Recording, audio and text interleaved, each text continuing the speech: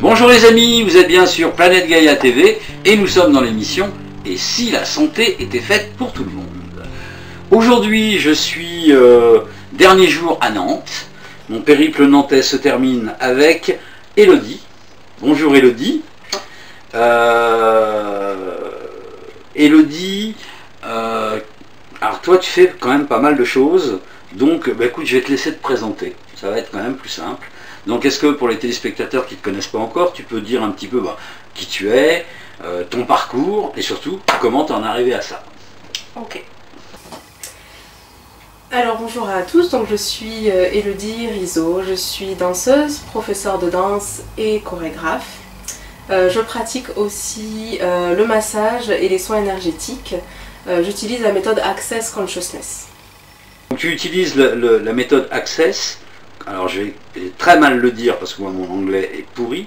Donc consciousness. Yeah. Ok. Le type de massage que tu fais, c'est? Alors je fais du massage baliné et du massage ayurvédique Abhyanga. D'accord. Écoute, tu vas nous expliquer tout ça. Alors moi je vais commencer par la question qui me taraude. C'est quoi le massage baliné? Le massage baliné, c'est un massage qui vient de Bali. C'est un massage qui utilise plusieurs méthodes, plusieurs types de massage. C'est un massage qui est principalement drainant, lymphatique et veineux, et qui va relancer l'énergie vitale. Donc en réalité, c'est un massage qui est assez magique en soi parce qu'il a un double effet, c'est-à-dire qu'à la fois il va redynamiser le corps, il va relancer l'énergie vitale, et à la fois il va détendre. Donc c'est le type de massage où on ne ressort pas complètement épuisé, mais on ressort détendu, mais à la fois relancé, requinqué. Donc il a vraiment cette spécificité-là. D'accord, c'est un massage à l'huile? C'est un massage à l'huile. D'accord. Moi j'utilise de l'huile de coco. Ok, d'accord. Quelle différence principale, on va dire, avec le massage ayurvédique? Le massage ayurvédique, lui, il va être plutôt détoxifiant, c'est-à-dire qu'on va aller plus dans une énergie vers l'extérieur.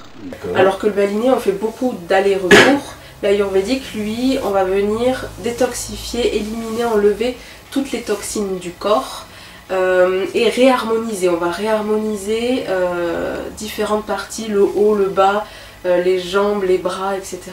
Donc il va être très enveloppant et à la fois très décontractant. D'accord. Qu'est-ce qui va faire la différence pour toi quand tu vas proposer ton massage à quelqu'un entre l'ayurvédique et le baliné? En général, je demande ce dont la personne elle a besoin. C'est-à-dire, est-ce qu'elle se sent fatiguée? Si en général elle se sent fatiguée, ou si elle a des problèmes de circulation, de rétention d'eau, etc. Je vais plutôt proposer le baliné parce que lui, il va vraiment venir relancer si on se sent vraiment les batteries à plat. Alors que l'ayurvédique, ça va être plus dans une énergie de détoxification. Donc si on se sent un petit peu chargé, si on se sent qu'on a besoin aussi d'une reprise de conscience du corps et de réharmoniser le haut, le bas, où des fois on peut ne plus trop sentir ses jambes, ou alors ne plus avoir conscience du haut du corps, l'ayurvédique lui va permettre de réharmoniser. Les deux sont très intéressants, les deux font du bien. Quand il en soit. Après, ça va vraiment être cette spécificité-là et ce qu'on a envie de recevoir en fait dans l'énergie. Ok, d'accord. Ok, ça c'était les massages. Alors ensuite, la méthode Access Bar. Alors qu'est-ce que c'est que l'Access Bar? L'Access Bar, c'est une des méthodes qu'il y a dans l'outil d'Access Consciousness. Access Consciousness, c'est le nom de la méthode et dans cette méthode-là, il y a plusieurs outils, dont Access Bar. Donc, d'accord. Voilà, donc moi je fais de l'Access Bar, je fais le lifting facial et je fais aussi des process corporels. Donc ils vont travailler sur plein d'axes différents en fonction de ce qu'on a envie de travailler et en fonction de ce que l'énergie aussi propose. Donc Access Bar, ça va être, ils appellent donc Access Consciousness Bar. C'est-à-dire qu'on va venir créer des barres énergétiques Oui. au niveau de la tête. Donc c'est plusieurs points au niveau de la tête sur lesquels on vient apposer les doigts en douceur. Et ça un peu comme les... Excuse, je te coupe, mais un peu comme des points d'acupuncture. Pas vraiment. Ça correspond vraiment à des points... Si on devait le comparer à une méthode, à quelque chose qu'on connaît déjà, ça serait peut-être plus une méditation. C'est-à-dire que ça va mettre dans une méditation profonde. C'est-à-dire qu'ils ont trouvé, en fait, ils ont mis des électrodes sur la tête pour savoir ce qui se passait à la fin d'une séance Access Bar, en début et en fin. Et ils se sont rendus compte que ça ralentissait l'activité cérébrale, un petit peu comme un méditant avancé qui est en train de méditer. D'accord. Donc ça a cet effet-là. Après, les points en eux-mêmes, c'est vrai qu'on a souvent envie d'aller chercher dans des choses qu'on connaît déjà, mais pas forcément. C'est vraiment très spécifique et c'est des points qui vont correspondre à la joie, la tristesse, le contrôle, l'argent, le vieillissement. D'accord. Voilà, donc il y a 32 points en tout sur lesquels on reste 5 à 10 minutes, on suit l'énergie aussi en fonction de ce qu'on ressent. Et donc c'est vraiment des points précis et ça se fait en symétrie. Où on crée en fait voilà, des barres énergétiques. Et donc ça détend déjà en profondeur. Donc la première chose attendue, c'est déjà on se détend. C'est la pire des choses qui peut arriver pendant un soin. J'adore. Ok. Voilà. Donc c'est et plus subtilement, ça va venir agir pour vraiment libérer toutes les mémoires, toutes les conditionnements, limitations qu'on aurait pu accumuler, tout ce qu'on pourrait croire de nous, tout ce qu'on croit être ou devrait être, ou etc., qui nous éloigne finalement de nous, ça nous ramène à une conscience, d'où le nom Access Consciousness, c'est l'accès à la conscience. Ah, d'accord. Donc plus on est conscient de notre corps, plus on est conscient de nos agissements, plus on peut agir pour nous. En fait, ça, en tout cas moi je le vis comme ça, c'est-à-dire comme une reprise de pouvoir en fait de ses choix et de sa vie. D'accord. Voilà. Et comment t'en es arrivé à tout ça? J'ai commencé par la danse. J'ai fait des formations de danse. J'ai commencé assez jeune en fait, au final, en sortant du bac, je me suis formée à la danse, j'ai fait des formations, j'ai eu mon diplôme d'état de professeur de danse, j'ai dansé en compagnie. Quel type de danse? Plutôt modern jazz, mais j'ai pratiqué, j'ai appris de la même façon le classique et le contemporain. D'accord. Je pratique aussi à côté la danse afro, les danses latines, donc j'aime les danses du monde en général, j'ai aussi appris les danses balinaises. Voilà, du coup. Oui, du coup, bien sûr. Et donc c'est vrai que j'étais très focalisée sur la danse et il y avait un petit peu que ça dans ma vie à un moment donné. Et puis personnellement, par contre, j'ai toujours été dans une recherche de développement personnel, d'aller mieux sur certains points. Donc j'étais moi-même dans cette recherche-là. Et j'ai vu une multitude de praticiens en tout genre, donc de la psychologie à la sophro, à l'hypnose, à l'acupuncture, au shiatsu. Donc j'ai rencontré pas mal de personnes et au magnétisme. Et dans une rencontre qui a été assez révélatrice dans ce travail-là avec donc Fleur Pirolet, qui elle travaille à Montpellier, et qui a ouvert un peu plus en fait je dirais une spiritualité, je dirais une conscience en tout cas, que j'avais moins avant. Et de cette rencontre-là, j'ai découvert du coup l'Access Bar. Et de ça, ça a eu beaucoup d'effets sur moi, notamment sur le plan physique, où ça a enlevé des blocages de dos que j'avais depuis très longtemps. Ça a permis d'accélérer en fait pas mal de processus qui étaient un petit peu en stand-by et qui avaient un peu du mal à avancer. Et en fait, ça a été un petit peu comme un accélérateur en fait, où j'ai mis en place du coup le massage. Je me suis formée en plus au massage ayurvédique. J'avais le massage baliné depuis déjà un petit moment, mais je n'en faisais rien. Avec, Voilà, et donc j'ai remis en place un petit peu tout ça. Et puis tout commence à prendre un petit peu forme. Donc là, aujourd'hui, je pratique, je donne des cours de danse. Je donne des soins énergétiques, je donne du massage. Donc là, pour l'instant, aujourd'hui, les gens viennent me voir pour ces choses-là spécifiques. Et un jour, j'aimerais bien en faire quelque chose qui est une logique, une cohérence, et pouvoir faire des séances qui puissent être hybrides et qui puissent mélanger un petit peu toutes ces aspirations que j'ai là, tous ces outils que j'utilise. D'accord. Maintenant, alors, si on vient te voir pour faire de la danse, c'est pas simplement pour apprendre à danser. Non.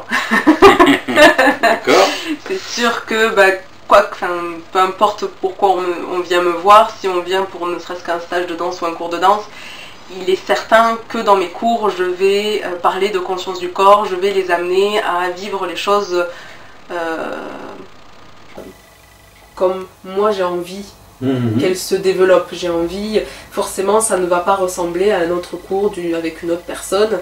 J'y mets vraiment l'énergie et mon identité dans ces cours-là. Je tiens à garder une identité dans tout ce que j'offre. Et quand bien même quand je vais donner un soin énergétique, il se peut que des fois je fasse mettre en mouvement les personnes à la fin d'un soin ou au début d'un soin, parce que je vois bien que le corps aurait envie, ça lui ferait du bien. Voilà. Donc travailler sur tous ces aspects-là, et c'est vrai que on vient me voir pour de la danse, mais il y a un autre aspect. Les élèves qui me connaissent aujourd'hui, ils voient bien de quoi je parle. D'accord. Tu me racontais tout à l'heure, avant qu'on fasse l'interview, une petite histoire sur la danse. La première pièce que tu as créée. Oui. Donc la première pièce chorégraphique que j'ai créée, donc on m'a proposé de chorégraphier, chose que je n'avais jamais fait avant. Ouais. J'avais même jamais envisagé, je ne me pensais pas capable de chorégraphie en fait, tout simplement. Et là on m'a proposé ce projet-là et j'ai accepté. En me disant on va voir ce que ça donne, ce qu'il en ressort. Tout simplement. Et la première envie, le premier mot qui m'est venu, c'est pur. Donc j'ai appelé cette pièce pure. Et c'était dans cette idée justement de se débarrasser de tout ce qui ne nous appartient pas, de tout ce qui peut nous peser, mais sans que ça soit une pièce qui ait un apport de oh c'est dur parce qu'il y a eu un passé dur et parce que c'est lourd. Non, j'avais au contraire envie d'essayer de montrer cette chose-là de façon hyper légère et de dire qu'en fait ça pouvait être comme de l'eau qui passe, comme la mer en fait. Et donc j'ai créé cette pièce qui a un mouvement continu en fait, où les danseuses elles rentrent, elles ressortent toujours dans le même sens, donc ça crée comme une sorte de vague en fait, qui vient et qui repart et qui vient et qui repart. Et donc il s'est trouvé que j'ai adoré en fait chorégraphier, que je me suis dit ah mais en fait il y a quelque chose à faire et je prends plaisir à ça en plus, et ça a été une très belle expérience. D'accord. Et la retombée de cette expérience, ce que les gens t'en ont dit? Alors ce qui moi m'a le plus marqué, ce qui m'a le plus touché, parce que c'est quelque part ce que j'avais envie de créer chez le public, on m'a dit que c'est une pièce qui fait du bien à voir. D'accord.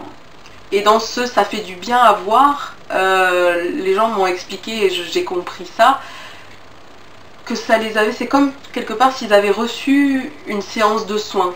En voyant cette pièce-là, c'est-à-dire qu'en plus j'avais fait en sorte que les danseuses puissent créer cette énergie-là, parce que la danse c'est du mouvement, oui, mais c'est pas que des gestes, et c'est aussi transmettre une énergie, transmettre un message, et ce message-là c'était de dire que c'est ok, en fait ça peut être léger, en fait ça peut partir de façon légère, et quand j'ai reçu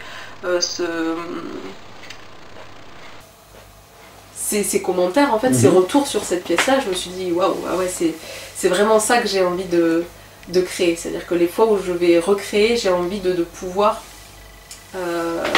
au-delà de transmettre un message, ou au-delà que les gens ressentent quelque chose, c'est comme s'ils allaient voir un thérapeute en tout genre, qu'ils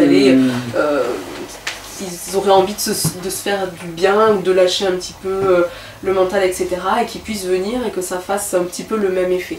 D'accord. Ça a été cette première expérience. C'est un peu ce qui sous-tend dans tes cours de danse. Oui. Ouais.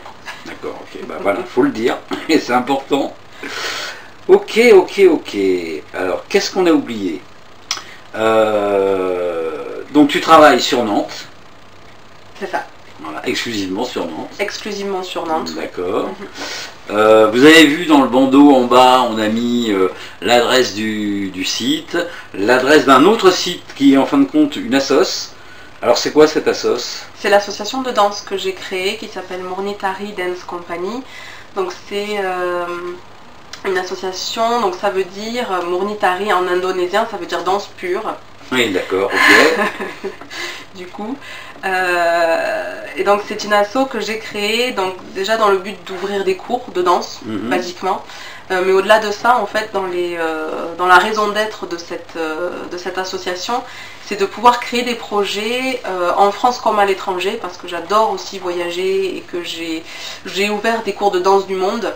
Donc ça parle, le nom parle de lui-même. Donc c'est cette envie d'aller voir toutes les aspirations, toutes les danses qui existent dans le monde, mais au-delà des danses. Pourquoi c'est là? Parce que toutes les cultures dansent.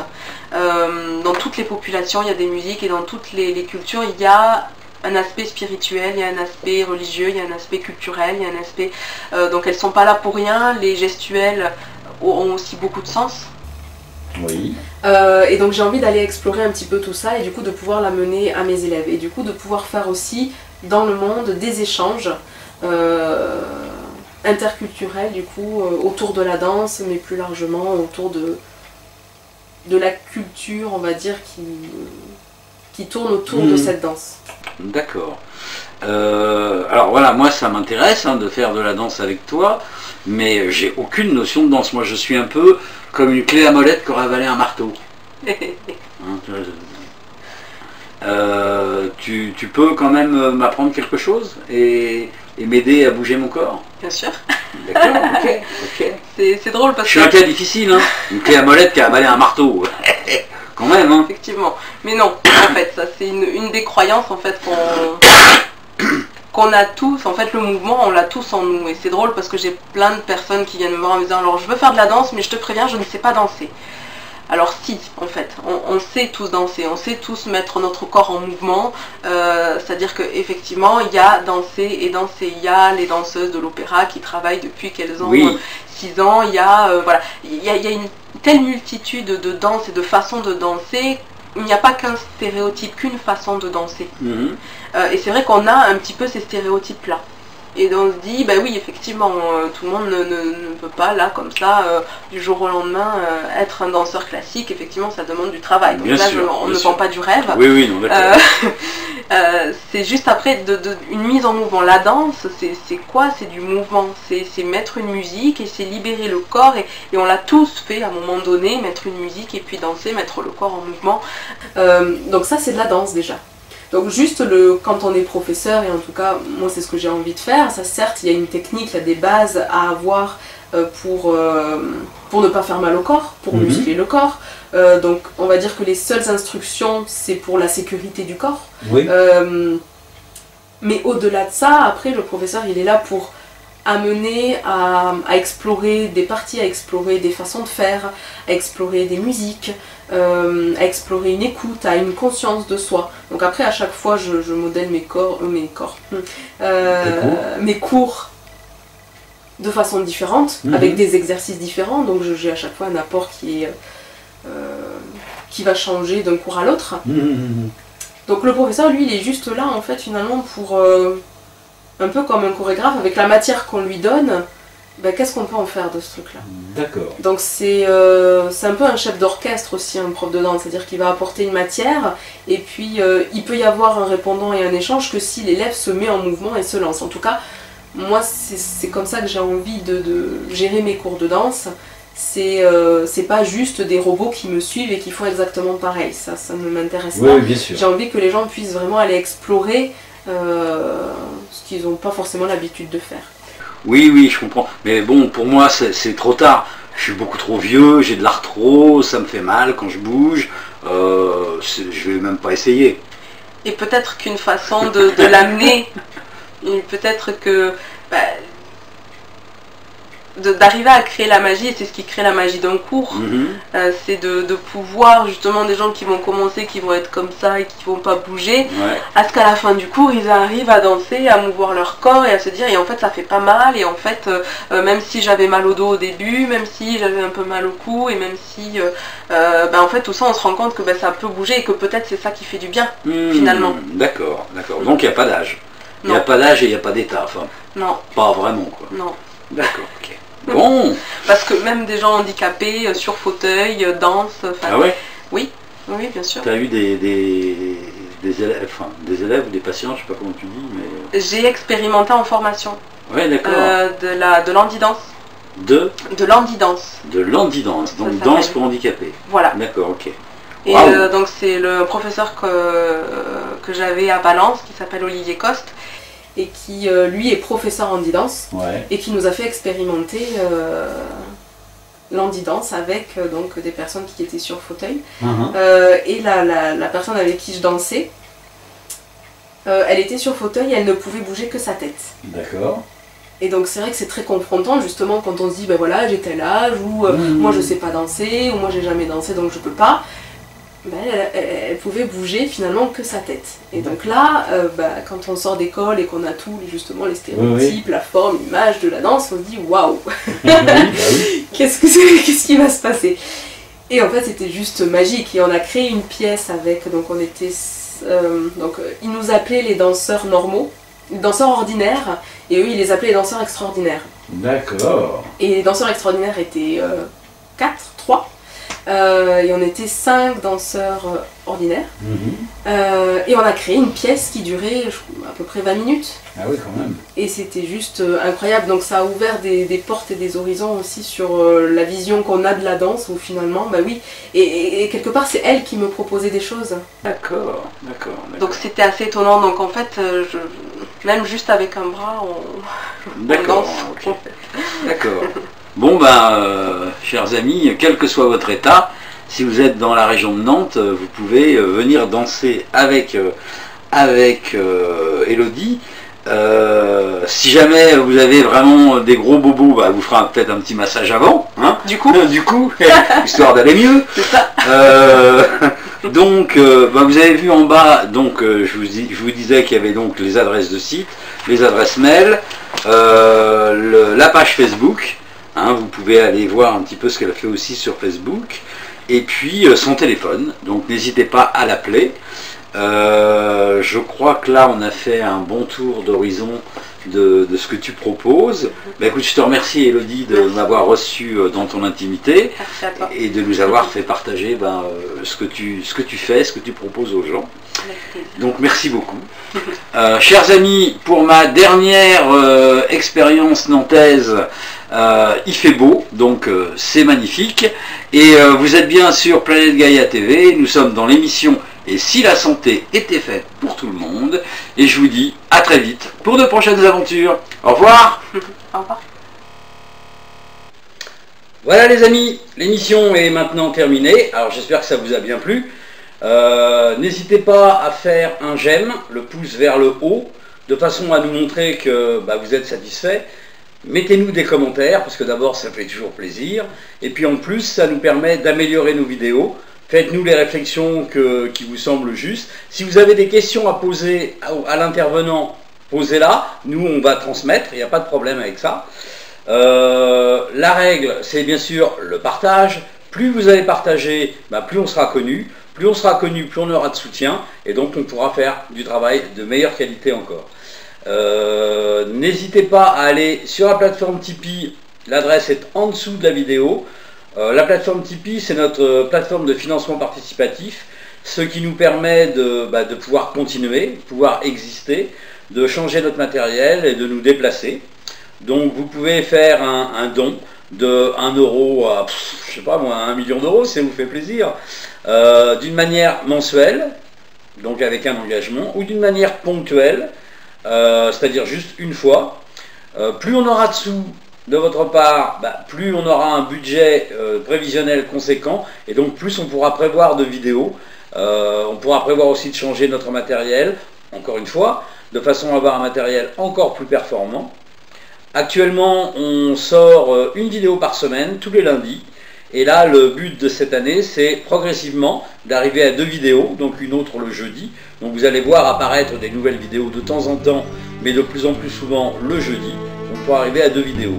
Pour ça, on a besoin de vous, parce que sans vous, sans votre argent, qui est le nerf de la guerre, malheureusement, on ne pourrait pas exister. Donc je vous remercie d'avance pour votre soutien, et je vous dis à bientôt pour de prochaines aventures. Au revoir.